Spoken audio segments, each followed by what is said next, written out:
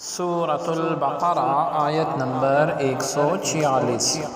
اعوذ باللہ من الشیطان الرجیم، بسم اللہ الرحمن الرحیم۔ الذین آتیناہم الکتاب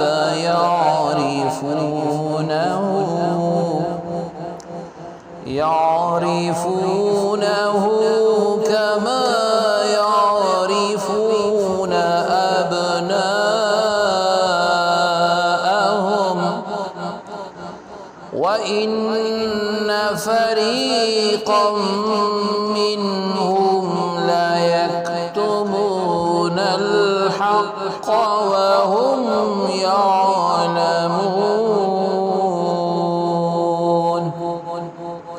لفظی ترجمہ ہے الذین، جو لوگ آتینا ہم نے دی، ہم ان کو الکتاب کتاب، یعرفون جانتے ہیں وہ اسے، کما جیسے، یعرفون جانتے ہیں ابناء بیٹوں کو، ہم اپنے، وا اور، انا بے شک، فریقاً ایک گروہ، من سے، ہم ان، لا ضرور، یکتمون چھپاتے ہیں، الحق حق کو، وا اور، ہم وہ، یعلمون جانتے ہیں۔ بامحاورہ ترجمہ ہے اور جن لوگوں کو ہم نے کتاب عطا فرمائی ہے وہ اس رسول آخر الزماں حضرت محمد مصطفیٰ صلی اللہ علیہ وسلم اور ان کی شان و عظمت کو اسی طرح پہچانتے ہیں جیسا کہ بلا شبہ اپنے بیٹوں کو پہچانتے ہیں، اور بے شک انہی میں سے ایک طبقہ حق کو جان بوجھ کر چھپا رہا ہے۔ آیت کی تفسیر میں فرمایا گیا یعرفونہ کما یعرفون ابناءہم، وہ اس نبی کو ایسا پہچانتے ہیں جیسے وہ اپنے بیٹوں کو پہچانتے ہیں۔ مراد یہ ہے کہ گزشتہ آسمانی کتابوں میں نبی صلی اللہ علیہ وسلم کے اوصاف ایسے واضح اور صاف بیان کیے گئے ہیں جن سے علماء اہل کتاب کو رسول اللہ صلی اللہ علیہ وآلہ وسلم کے اوصاف ایسے واضح اور صاف طور پر بیان کیے گئے تھے جن سے علماء اہل کتاب کو آپ صلی اللہ علیہ وسلم کے خاتم الانبیاء ہونے میں کچھ شک و شبہ باقی نہیں رہ سکتا، اور وہ رسول اللہ صلی اللہ علیہ وسلم کے اس منصب عالی کو کامل یقین کے ساتھ جانتے ہیں۔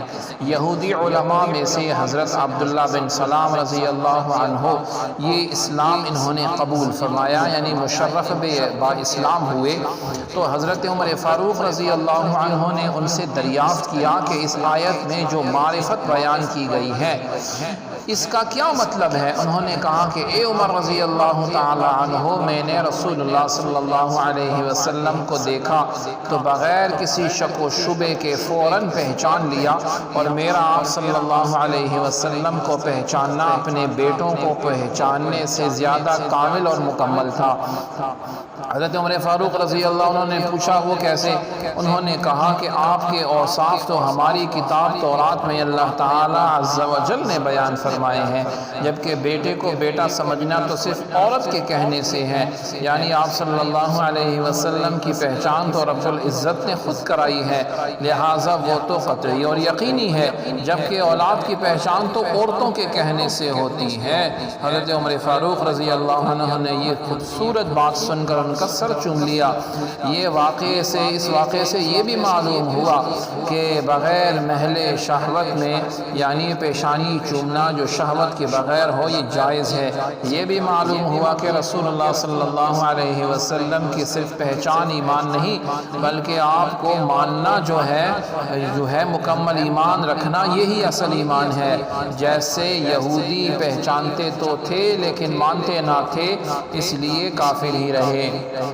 آگے فرمایا وَإِنَّ فَرِيقًا مِّنْهُمْ لَيَكْتُمُونَ الْحَقَّ، اور بے شک ان میں سے ایک گروہ حق چھپاتے ہیں۔ اہل کتاب علماء کا ایک گروہ تورات اور انجیل میں مذکور رسول اللہ صلی اللہ علیہ وسلم کی صفات کو اپنے بغض اور حسد کی وجہ سے جان بوجھ کر چھپاتے تھے، یہاں انہی کا بیان ہے۔